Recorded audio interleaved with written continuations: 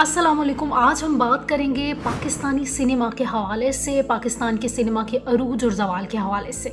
ابتدائی دور کی اگر بات کی جائے تو 1947 سے 1959 تک ابھی ہم بات کریں گے کہ کس طرح سے پاکستانی سنیما کا بلوم آیا اور کس طرح سے اس کا زوال آیا، اور پھر کس طرح سے وہ ایک سیاست کا نشانہ بن گیا اور کس طرح سے وہ ایک ہپوکریسی کا نشانہ بنا. اس تمام صورتحال کے اوپر ہم آج بات کریں گے. پاکستانی سنیما جو موسٹ نگلیکٹڈ ہے اس ٹائم پہ، ہماری ڈرامہ انڈسٹری کو جس طرح سے پوری دنیا کے اندر آن کیا جاتا ہے، اسی طرح ہماری اگر بات کی جائے فلم انڈسٹری کی تو یہ بڑا ایک بلوم تھا، لیکن سیاست کا نشانہ بن گئی. پاکستانی انڈسٹری نے جس طرح سے بلوم پکڑا 1947 سے 1959 تک، پاکستانی آرٹسٹ جو ایشیا کے اندر چھائے ہوئے تھے. بڑے سٹارز کی اگر بات کی جائے تو ان کے اندر وحید مراد، محمد علی، شبنم، نغمہ، اور بھی بڑے نام ہیں، ندیم، بابرہ شریف جو ہیں، یہ تمام جو ہیں بڑے نام تھے جو ایکٹرز کو ایشیا کے اندر مانا جا رہا تھا اور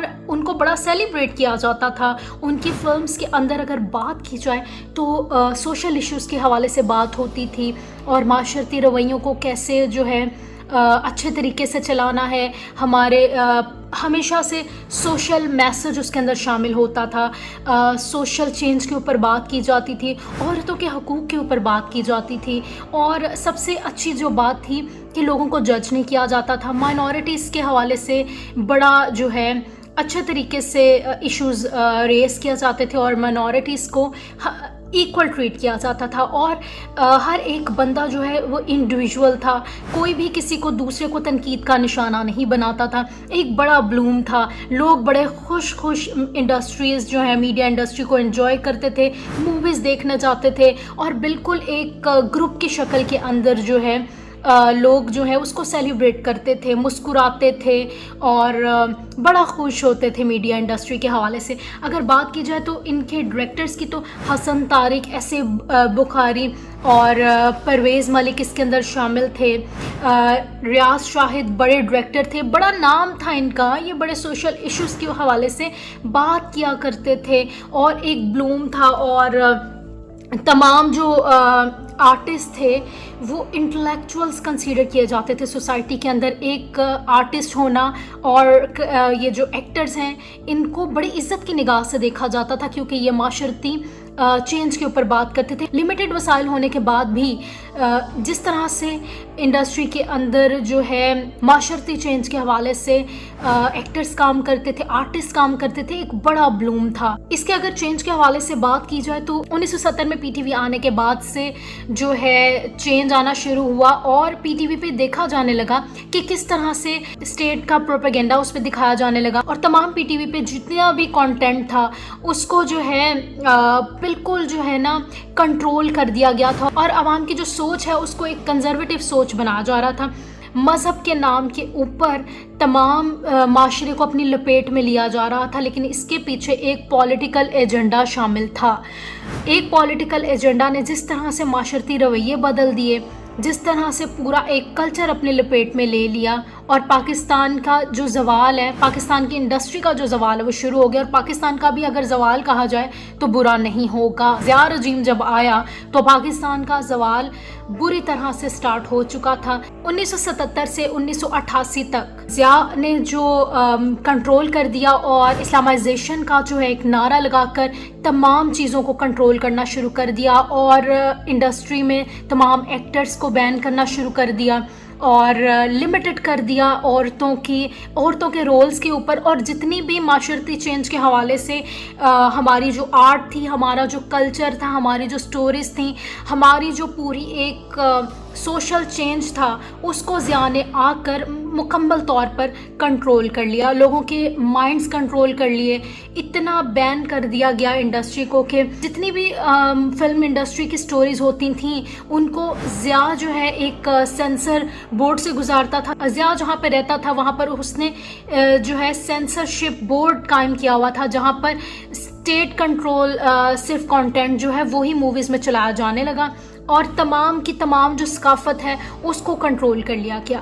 یہ پاکستان کا ایک بڑا برا زوال تھا پاکستانی عوام کا، کہ کس طرح سے ایک نعرہ لگایا گیا، اسلام کے نام پر نعرہ لگا کر پاکستان کے پورے فن کو، پاکستان کی پوری انڈسٹری کو، پاکستان کے پورے سوشل چینج کو اپنے لپیٹ میں لے لیا گیا. ضیاء نے اسلام کو استعمال کرتے ہوئے پورے آرٹ اور کلچر کو اپنی لپیٹ میں لے لیا، اور تمام چیزیں، عورتوں کے ڈریس سے لے کے، مائنورٹیز کے حقوق سے لے کے، تمام چیزیں جو ہے کنٹرول کر لی گئیں. ضیاء نے جو سیاسی مہم سٹارٹ کی، اس کا جو ہے نشانہ وہ صرف قانون اور سیاست نہیں تھے، بلکہ فنون اور ثقافت کو بھی اپنے لپیٹ میں لے چکے تھے، اور اس طرح سے پورے جو کریکٹرز ہیں وہ کنٹرول کر لیے گئے. سنیماز خالی ہونے لگے، لوگ جو ہے بے روزگاری کا نشانہ بننے لگے. تمام آرٹسٹ جو ہیں، تمام چھوٹے ورکرز جو سنیما انڈسٹری کے اندر کام کرتے تھے، 800 کے قریب جو سنیماز تھے وہ 150 کے قریب ہو کر رہ گئے، اور اس کے بعد 150 سے بھی کم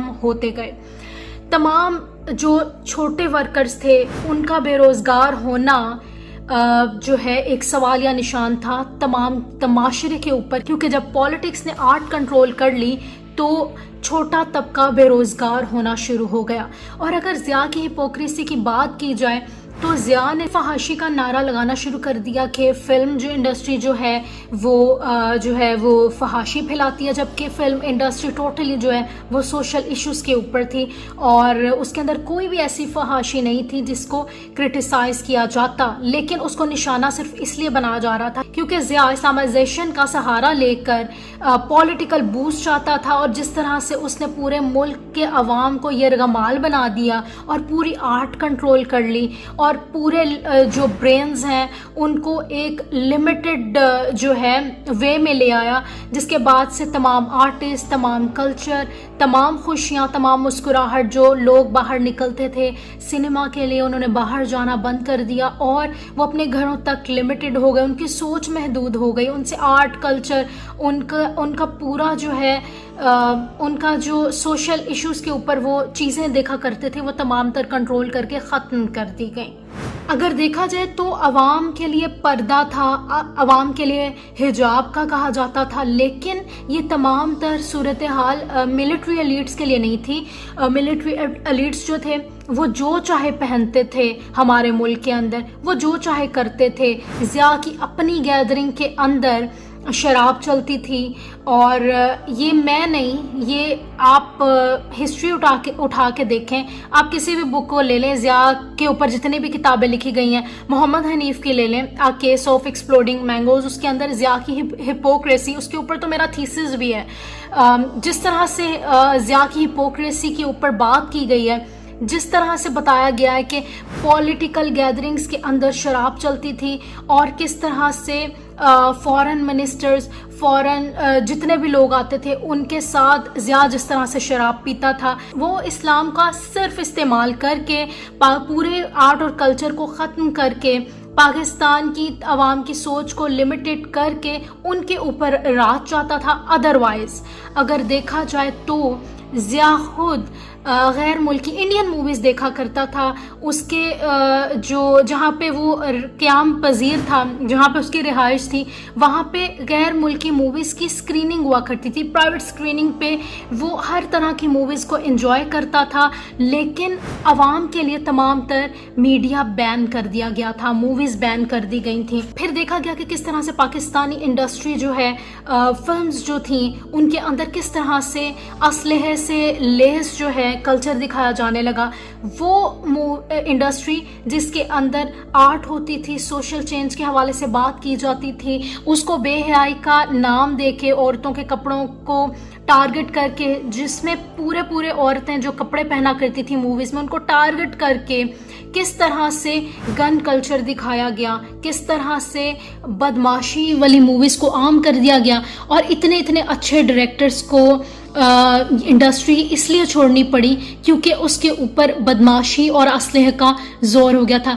پاکستانی مووی انڈسٹری کا زوال اتنا برا ہو چکا تھا کہ بدماش جو ان کے پاس اصلی گنز ہوتی تھیں وہ پروڈیوسرز بن چکے تھے. تو اچھے بیک گراؤنڈ کے جتنے بھی لوگ تھے وہ جو ہے مووی انڈسٹری کے اندر آنا جو ہے توہین سمجھنے لگے. وہ بلوم لائم لائٹ جس کے اندر لوگ انجوائے کرتے تھے، عزت دی جاتی تھی، کس طرح سے وہ ضیاء کی جو پاور ہے اس کا شکار ہو گیا اور ضیاء کی ہپوکریسی کا شکار ہو گیا.